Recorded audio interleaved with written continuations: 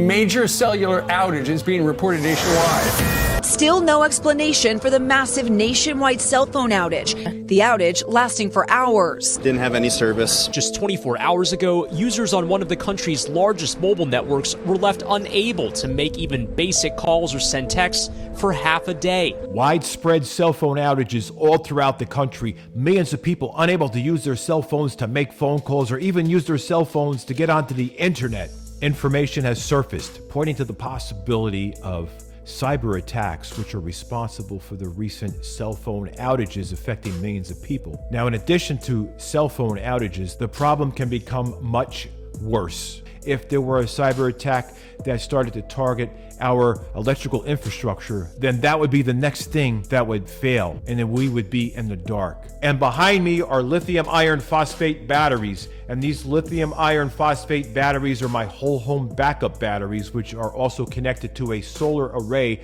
on my roof. So I have solar panels and I have the batteries. So the solar panels charge up the batteries, and my solar panels produce at least twice that amount of energy. And I only use a fraction of that every day. So I fully rely on my system, which is off grid. That means I don't have to worry about whether or not the utility company is providing me with power, because I constantly have power running everything in my house 24/7, 365 days out of the year. Now, not only that, there has been a history of our water supply being affected by cyber attacks. And not only do cyber attacks cause these things to happen, there are other things that can also be responsible for the recent outages of the cell phones that we were dealing with across the country. Now, there were some reports that one of the major cell phone carriers were having some issues with a reboot, and it was a software and a technical glitch that resolved itself after a while, but it left millions of people without any access to the cellular network. Now, the cellular network relies on many factors, including fiber optics, radio communications, and satellites that are orbiting the Earth. Now, if any of those things cease to work properly, then cellular communications can come to a halt. Now, there are other things that can interfere with cellular communications and our power grid and our water supply, and anything that involves radio communications, digital communications, telecommunications,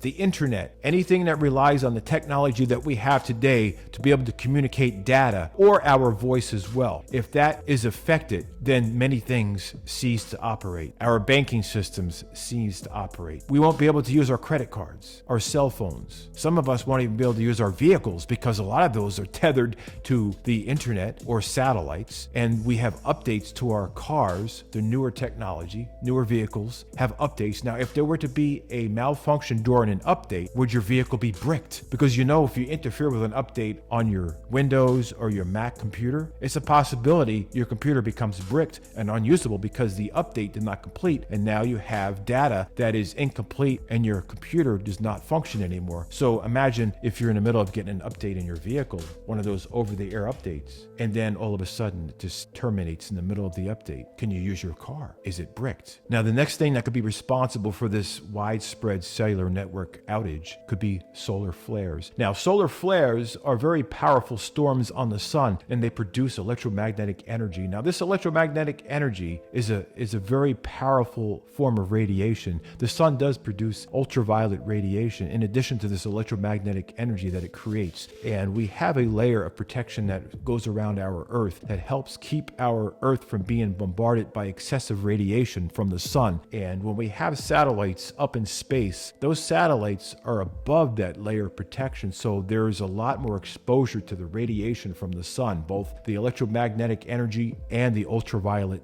energy that comes from the sun. So it's almost like being near a microwave that's open, or inside a microwave. So there's intense radiation that is hitting the satellites up in space. Now, with that intense radiation, things can get complicated if it exceeds the threshold of the satellite's handling capacity. Now, say if a satellite can handle so much energy or interference, electromagnetic forces around it, or the radiation, once it hits its limits, it can start to malfunction, or completely stop functioning, or just completely cease to function. Now, this technology was built to withstand a lot of radiation. Considering that it's in space, above the protection, above that layer of protection, we know that it's going to be bombarded with a lot of radiation. And with these intense solar flares that we have been experiencing lately, there's a possibility that these solar flares could exceed the level of intensity that these satellites can handle. So the radiation, the electromagnetic energy can exceed the handling capacity of these satellites and cause them to be destroyed. And then in turn, our communications on Earth cease to work. Internet, cell phones, electricity that it relies on the grid, that relies on telecommunications, relies on radio communications, fiber optic networks, satellite communications. All of these are linked together. When one piece of the puzzle doesn't work, then it puts a greater load on another part of the puzzle. And some things just don't work at all unless they all work together.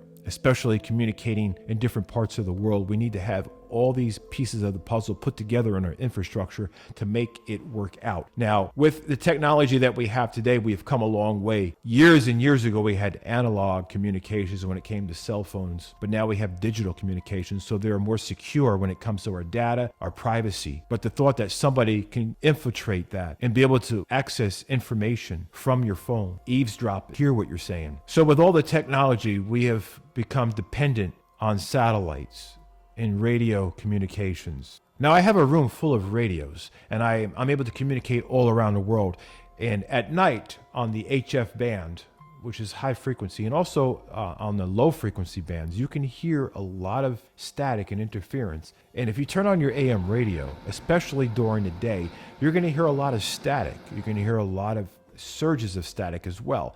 And a lot of that comes from your electricity. You can have a ballast and a fluorescent light above, be a car running, the coil in the ignition, electronic devices, microwave, all kinds of devices can cause interference and cause crackling and popping and static on an AM radio. But also solar flares from the sun could be heard through AM radios. Even sideband radios, single sideband. If you're into radio communications, then you'll pretty much have an understanding of the whole theory behind that. Cell phones operate on a radio frequency. It's a UHF radio frequency. And so that radio frequency is carrying digital data through the air, and it's linked through the satellite systems and also linked through fiber optics. Now, when we talk into a cellular phone, our voice begins analog, then it's converted into digital data. Then that digital data is sent through radio frequency, and then it's sent through a receiver, which decrypts the encrypted data, turns it back into an analog voice, which is then heard on the other end.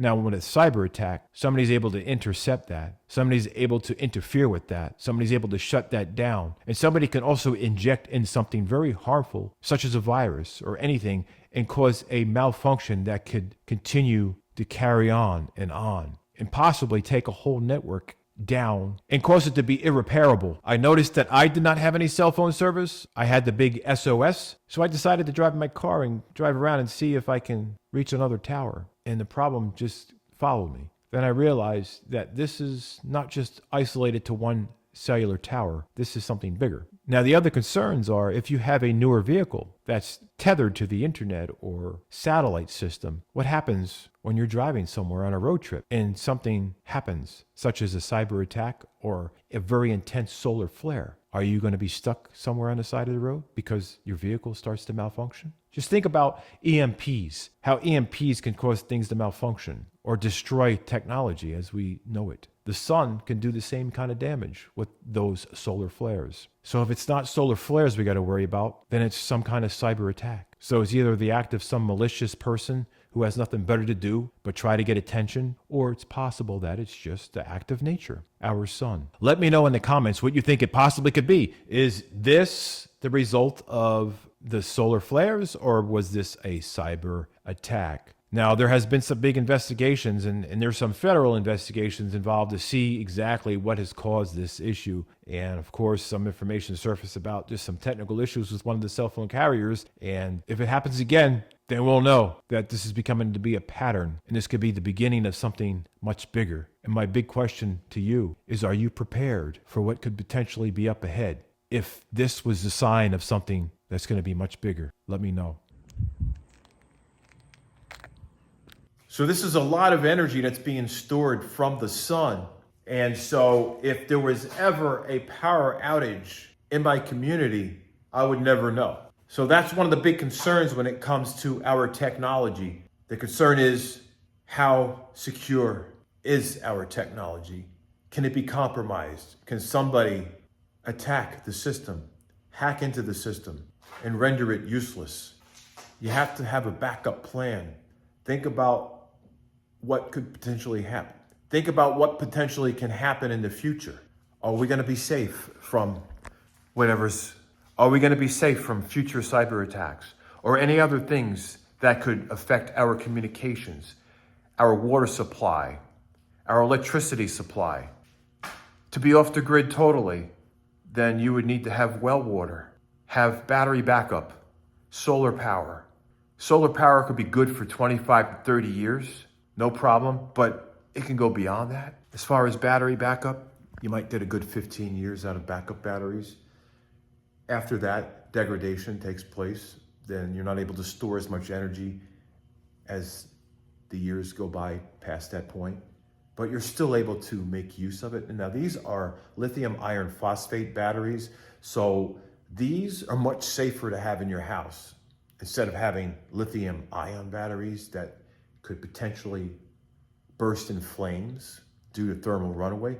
And then there's no way to control that fire once it has established, because it takes one cell, like a domino effect, and then 1, 2, 3, and then they just all go.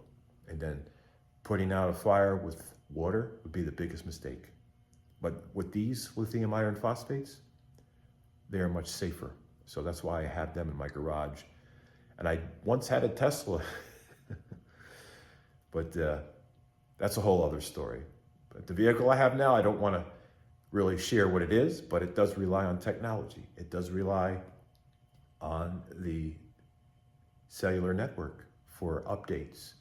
It also needs GPS to be able to do other things, but that's how it is. So if you have a vehicle that uses technology, it's very possible that you could be stranded somewhere when something like this continues to happen, because this may be the beginning of something that's going to be much worse. So many of us rely on today's technology for our employment, for our safety, for devices that help maintain life and our health.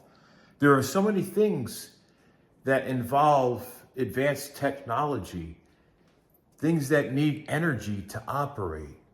And without the power, without the technology operating properly, there could be lives at stake.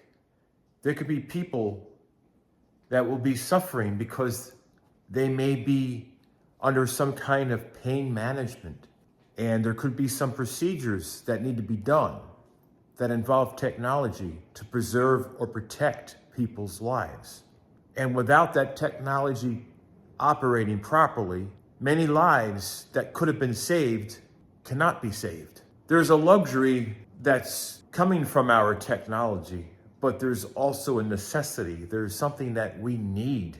If we can go back hundreds of years, things are so much different. But you also notice that our lifespan was not as long as it is today. Considering that we are up against so many more things, and there's a lot of unhealthy things that are happening as far as diet. And I notice there's a lot more fast food consumption, and people are just living in the fast lane life where they don't have time to have home cooked meals, and they're in a hurry to go to work. They're in a hurry to do this and that, and they put their nutrition behind them. And it's like not on the list of priorities. So with our technology and advancement in the medical treatment that's available, we're able to prolong lives and cure diseases and be able to have a better preventative maintenance system that's operating now. So there's so many different things that are so much better because of technology.